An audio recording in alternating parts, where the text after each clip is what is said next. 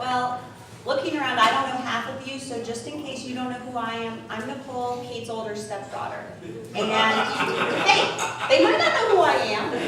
No, I was just laughing at the characterization, the older stepdaughter. It's accurate, it's completely accurate. I went online, and online it said you ought to introduce yourself and things like this. It also said you ought to read.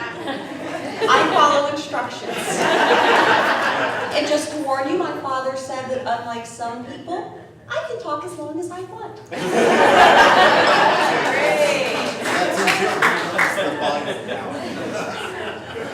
So, I've been trying for the last 3 weeks to think of what memories of Kate I could share. And I honestly feel like I don't have any. I really do. I feel like I have no memories at all. And as I thought about it, I kind of think it makes sense because when you share a life with someone, I don't know how you can extract memories from it. However, I've been trying really hard to follow my father's instructions, which was to share memories.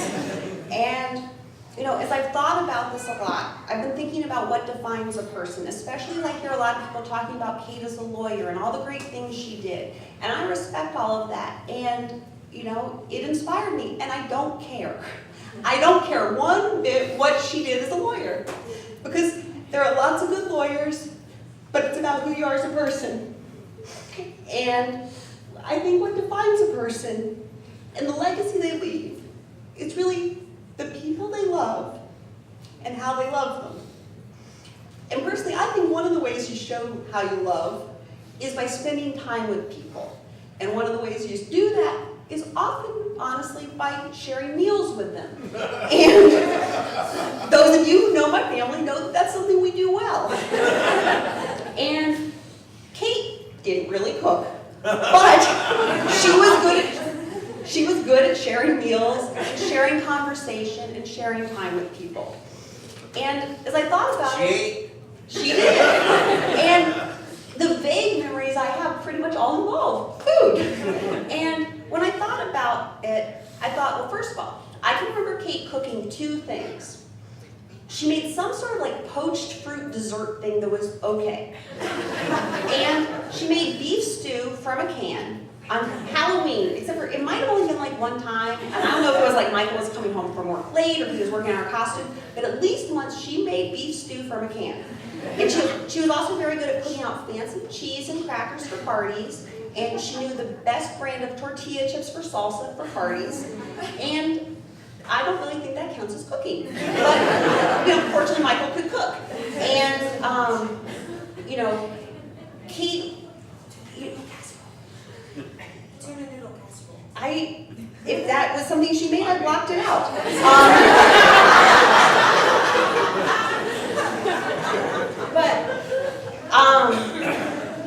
That's too many pages, you better move on. Oh, Michael, I'll keep talking.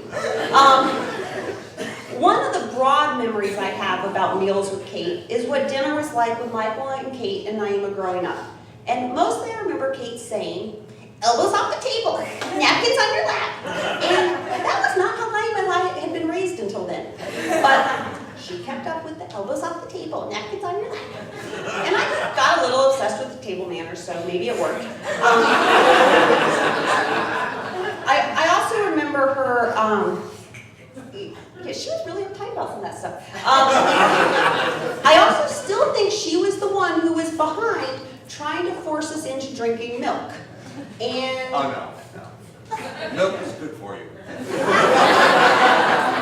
Doesn't make it less disgusting. It's still good for you.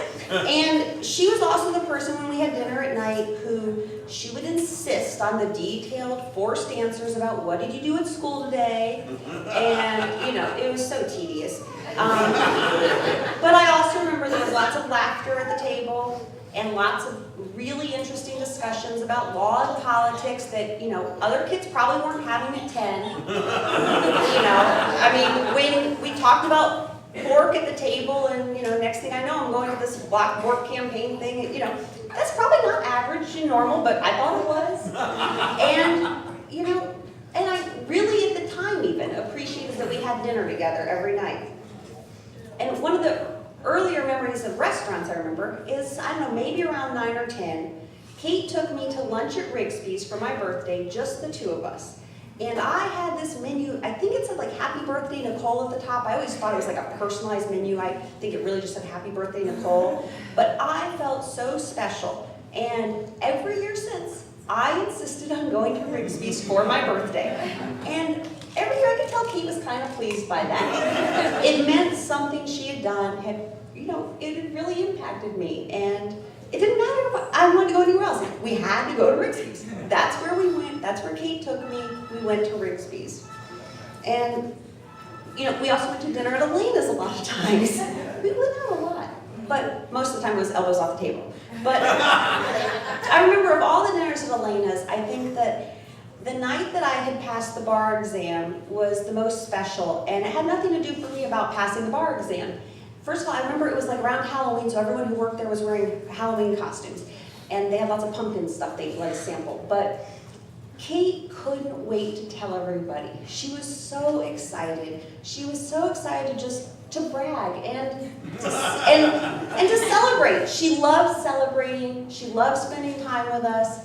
And, you know, we had such a good time. And, you know, she was just so excited to be able to say, you know, Nicole passed the bar exam, and it wasn't about that. It was about Kate was excited. That was the fun part. And, you know, no matter how many fancy restaurants we went to, I remember that Kate absolutely believed that Michael was the best cook ever.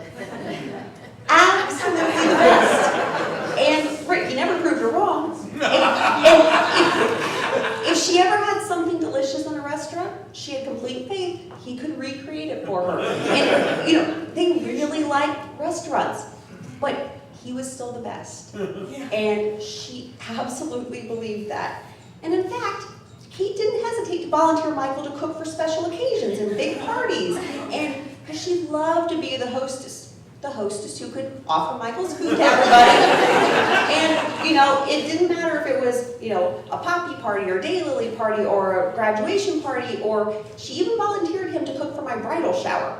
So it was, you know, lots of girls and my dad's cooking. And this was perfectly normal. And I remember we shared a lot of good food on vacations too. I think my favorite thing though was in Boston or New York. She loved to wander around without really knowing where she was going until, depending on the city, we either found Mike's or Rocco's, where we could have the best cannoli. By the way, I just learned that cannoli is the plural. It is. Just learned this. We would wander around forever and ever and ever until we found Mike's or we found Rocco's, and we'd have our cannoli. And I don't think it really had much to do with cannoli. I think she liked to show us something of her life from a long time ago and let us taste a little bit of that and talk about when she used to go and have cannoli a long time ago. See, I didn't say cannolis. And we always found it though. We always did. And it was, you know, maybe she knew where it was all along. Pretty much. I just figured this out. And of course, for Kate, the most important event filled with food and love every year was Christmas in Kansas. That was all about family and love and food. And I remember how she would look forward to the toffee that her mom would make for her. And I remember how she was okay with the fact that we couldn't have the peanut butter cookies with the Hershey Kisses in the middle until Jamie got there, because Jamie was the baby. And you know what? She was okay because she was just as excited for Jamie to get there as her mom was. And she would look forward to having tacos that Margaret made, and if we were really lucky, tamales. And she looked forward to the sausage and egg casserole on Christmas morning that my dad told me it was okay I was allergic to because it was kind of salty. She loved these things because this was what Christmas was for her, and this is what family was for her. And, you know, the food didn't matter, but it did, because that's what represented everything. And that's what brought everyone together at the table. And when Kate's mom died, first of all, Kate was never okay again. So therefore, we don't have to be. But after her mother died, Kate put together a cookbook of her mom's recipes, filled with wonderful pictures of her mom's life, of all of us. And is shown through the meals that she made for her family. And, and sharing those meals with them. And you know what? Kate may not have cooked, but she knew how to share a meal with the people that she loved. And, making that cookbook, I don't really think it made Kate feel much better. But it was a way for Kate to focus on the memories she had of her mom's love and how her mom shared that love. And I reread the cookbook this week. And it didn't really just tell the story of Evelyn's love for her family. Looking at that, on every page was Kate's love for her family. Kate did that because she loved her family so much. And she might not have had her own recipes to pass on at all. Really.